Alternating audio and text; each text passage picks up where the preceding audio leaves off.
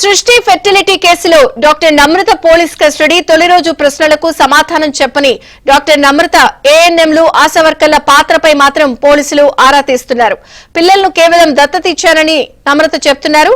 అయితే IAS Ajay Kallam, IPS సీతారామాంజనేయులపై నమ్రత చేసిన ఆరోపణలపై పోలీసులు దర్యాప్తు చేస్తున్నారు.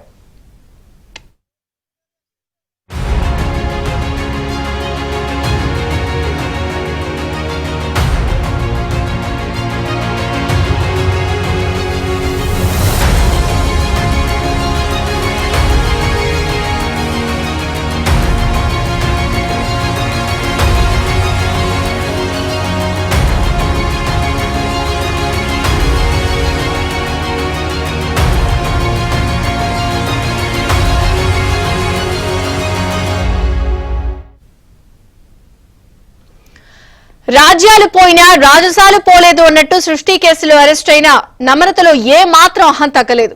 పొత్తిళ్లలో పసిపాపల్ని తల్లి ఒడికి దూరం చేస్తాను అన్న బాధ కూడా లేదు. సరోగసి పేరుతో అమాయకుల్ని ముంచాను అన్న పశ్చాత్తాపం అంతకన్నా లేదు.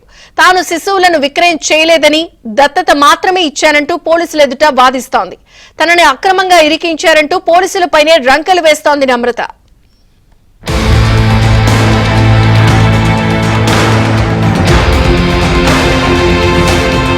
తెలుగు రాష్ట్రాల్లో సంచలనం సృష్టించిన సృష్టి టెస్ట్ ట్యూబ్ బేబీ సెంటర్ కేసులో విస్తుపోయే వాస్తవాలు వెలుగు చూస్తున్నాయి.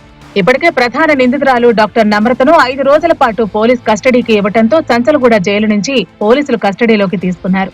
నకిలీ సరోగసి, ఐవీఎఫ్, శిశువుల అక్రమ రవాణా తదితర కేసుల్లో ప్రధాన నిందితురాలైన డాక్టర్ నమ్రతను విచారణ చేస్తున్నారు.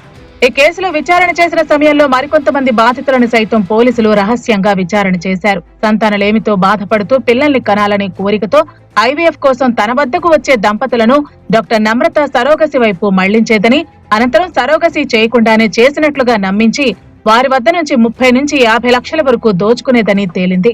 ఈ విధంగా పోలీసులు స్వాధీనం చేసుకున్న రికార్డు, బాధితులతో మాట్లాడిన సమయంలో 50 నుంచి 60 మందికి పైగా సరోగసి పేరుతో మోసం చేసి ఉండొచ్చని పోలీసులు అంచనా వేస్తున్నారు.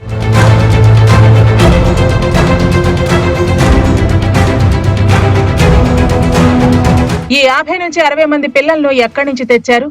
వారి తల్లిదండ్రులు ఎవరు? ఒక్కొక్క శిశువును కొనటానికి ఎంత నగదు ఇచ్చారనే దానిపై ఆరా తీస్తున్నారు. శిశువులు ఎక్కువగా గుజరాత్, రాజస్థాన్, ఏపీ నుంచి ట్రాఫికింగ్ చేసినట్లు పోలీసులు అనుమానిస్తున్నారు. ఇలాగే చాలా కేసుల్లో సరోగసి చేయకుండానే పేద, మధ్యతరగతి దంపతుల ఆర్థిక పరిస్థితులను ఆసరాగా చేసుకుని వారికి ఎంతో కొంత చెల్లించి వాళ్ల పిల్లలను సంతానం లేని దంపతులకు సరోగసి పేరుతో అంటగట్టినట్లు గుర్తించారు. డాక్టర్ నమ్రత తొలి రోజు కస్టడీ విచారణలో పోలీసులకు సహకరించలేదని, ఏ ప్రశ్న అడిగినా ఏడుపు తప్ప జవాబు చెప్పటం లేదని తెలుస్తోంది. సుమారు 7 గంటలుగా నమ్రతను గోపాలపురం పోలీసులు విచారణ చేశారు. చైల్డ్ ట్రాఫికింగ్ పై అడిగిన ప్రశ్నలకు నోరు మెదపకుండా తప్పించుకునే విధంగా నమ్రత వ్యవహార శైలి ఉన్నట్లు సమాచారం. ఇక పోలీసులు మాత్రం ఒక టీం నమ్రతను విచారిస్తే మరో టీం నమ్రత ఏజెంట్లు, ఏఎన్ఎం, ఆశా వర్కర్ల పాత్రపై ఆరా తీస్తున్నారు. ఒక్కొక్క దంపతుల వద్ద ఎంత పెద్ద మొత్తంలో డబ్బులు వసూలు చేశారనే దానిపై కూడా విచారణ చేస్తున్నారు. విజయవాడ, వైజాగ్, హైదరాబాద్ సృష్టి ఫెర్టిలిటీ బ్రాంచీలపై వివరాలను సేకరించిన పోలీసులు వీరి దగ్గరకు వచ్చిన క్లయింట్స్ కి కాల్స్ చేస్తే చాలా మంది భయంతో స్పందించడం లేదని, మరికొంతమంది జరిగిందేదో జరిగింది, మమ్మల్ని వదిలేయండి సార్ అంటూ పోలీసులకు సమాధానం చెప్తున్నారు. న్యాయవాది వృత్తి పేరుతో డాక్టర్ నమ్రత కొడుకు జయంత్ కృష్ణ బెదిరింపులకు దిగేవాడని, బాధితులను బెదిరించడంపై కూడా పోలీసులు విచారణ చేస్తున్నారు. వచ్చాడు, వచ్చి వీళ్ళతో పోలీసులతో ఆర్మీ ఆఫీసర్ అని చెప్పి ఏదో మాకు వాడే అడాప్షన్ అడిగాడు. అడిగి ఇట్లా చేస్తాడు. మొదటి కస్టడీ విచారణలో నమ్రతలో ఎలాంటి పశ్చాత్తాపం లేదని, పిల్లలను దత్తతకు అరేంజ్ చేశామని బహిరంగంగా నమ్రత మాట్లాడుతుండటంతో పోలీసులు తమదైన శైలిలో విచారణ చేస్తున్నారు. ఇక కస్టడీకి తీసుకుని వెళ్లే సమయంలో కూడా ఆసుపత్రి బయట మీడియాతో మాట్లాడిన నమ్రత సంచలన వ్యాఖ్యలు చేశారు. తాను ఎలాంటి తప్పు చేయలేదన్నారు. ఓ ఆర్మీ అధికారి తప్పుడు ఆరోపణల వల్లే తనపై కేసు పెట్టారని చెప్పారు. అన్ని విషయాలు త్వరలోనే వెల్లడిస్తానన్నారు.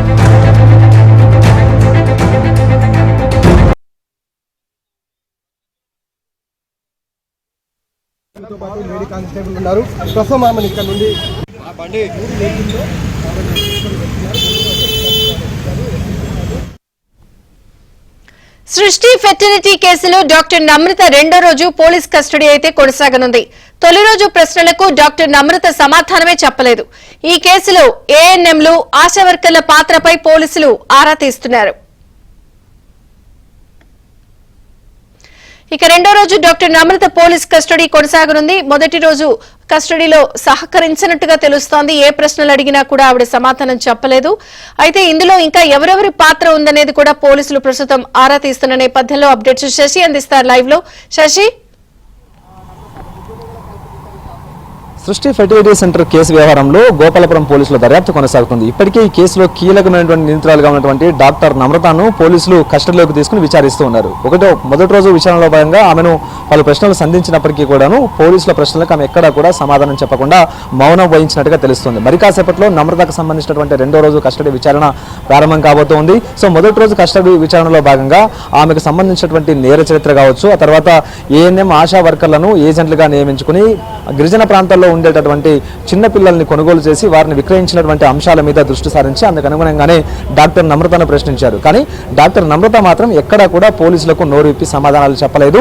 ఆమె పోలీసులు అడిగేటటువంటి ప్రశ్నలకు మౌనంగా ఉన్నట్టుగానే తెలుస్తుంది. మరోవైపు విచారణకు సహకరించకుండా మొండికేస్తున్నట్టుగా తెలుస్తోంది. ప్రధానంగా ఇప్పటి వరకు ఆమె మీద శిశువుల విక్రయం, చైల్డ్ ట్రాఫికింగ్ సంబంధించినటువంటి నేరారోపణలు మోపబడ్డాయి. అయితే తాను ఎక్కడా కూడా చైల్డ్ ట్రాఫికింగ్ పాల్పడలేదు, శిశువులను కొనుగోలు చేయలేదు. కేవలం తన వద్దకు దంపతులు అంటే సంతానం లేనటువంటి దంపతులు ఎవరైనా వస్తే వారికి కేవలం దత్తత మాత్రమే ఇప్పించేటటువంటి ప్రయత్నం చేశాను తప్ప చైల్డ్ ట్రాఫికింగ్ పాల్పడలేదంటూ ఇటు పోలీసుల ఎదుట ఆమె బలంగా వాదిస్తోంది. ఇక తనపైన అక్రమంగా కేసులు బనాయించారంటూ కూడా విచారణ తప్పించుకునేటటువంటి ప్రయత్నం కావచ్చు, లేకపోతే పోలీసుల విచారణకు సంబంధించినటువంటి అంశాల్లో వారు ప్రశ్నించేటువంటి అంశాలను దాటవేత ధోరణితో ఆమె ముందుకెళ్తున్నటువంటి సందర్భం. సో ఇదొక అంశం. అయితే ప్రధానంగా ఈ కేసులో నమ్రత కొడుకు కూడాను కీలకంగా ఉన్నారు.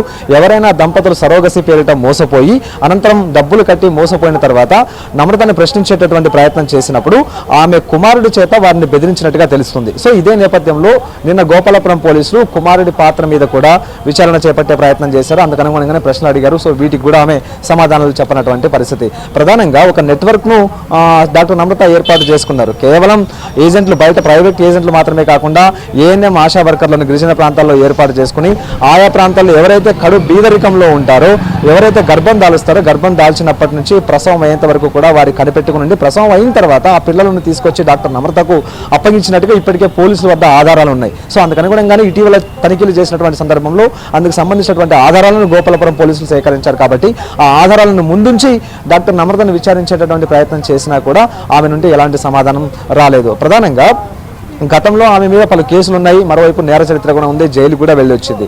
అయితే పోలీస్ ఇన్వెస్టిగేషన్ ఏ విధంగా కొనసాగుతుందన్న అంశాల గురించి ఆమెకు పూర్తి స్థాయిలో అవగాహన ఉండడంతో పోలీసు విచారణ నుండి ఆమె తప్పించుకునేటటువంటి ప్రయత్నం చేస్తూ ఉన్నారు. ఇంకా ఇదే కాకుండా ఐఏఎస్, ఐపీఎస్ల మీద కూడా ఆమె ఆరోపణలు చేస్తుంది. ఈ ఆరోపణల మీద వాస్తవం ఎంత అన్న కోణంలో కూడాను పోలీసు అధికారులు ఆమె నుంచి వివరాలు సేకరించేటటువంటి ప్రయత్నం చేస్తూ ఉన్నారు. ఇంకా ఇదే అంశంలో భాగంగా ఈరోజు మరో కీలకమైనటువంటి పరిణామం చోటు చేసుకుంది. ఇందులో ఈ కేసులో మిగతా నిందితులు కూడా ఉన్నారు. మేనేజర్ కళ్యాణి, ఆ తర్వాత ఏజెంట్ సంతోషి, ఈ ఇద్దరిని కూడాను గోపాలపురం పోలీసులు మరి కాసేపట్లో చెంచల్గూడ జైలు నుంచి కస్టడీలోకి తీసుకోబోతూ ఉన్నారు. ఈ రోజు డాక్టర్ నమ్రతతో పాటు మేనేజర్ కళ్యాణి, ఏజెంట్ సంతోషి ఈ ముగ్గురును కూడా కలిపి విచారించేటటువంటి అవకాశం కనిపిస్తుంది. ప్రధానంగా డాక్టర్ నమ్రతకు ఏజెంట్ సంతోషితో పాటు మేనేజర్ కళ్యాణి నమ్మిన బంటులుగా ఉన్నారు. అయితే మేనేజర్ కళ్యాణి ఒక ఏఎన్ఎంగా తన ప్రస్థానాన్ని డాక్టర్ నమ్రత వద్ద ప్రారంభించింది. అనంతరం అతి కొద్ది రోజుల్లోనే మేనేజర్ స్థాయికి ఎదిగి ఆ తర్వాత నమ్రత వద్ద కీలకమైనటువంటి స్థానంలో ఆమె ఉంది. సో ఇన్ని అంశాల మీద కూడా ఈరోజు డాక్టర్ నమ్రతను విచారించబోతున్నారు. మరి కాసేపట్లో రెండో రోజు విచారణ కూడా ప్రారంభం కాబోతోంది. ప్రియచంద్రిక.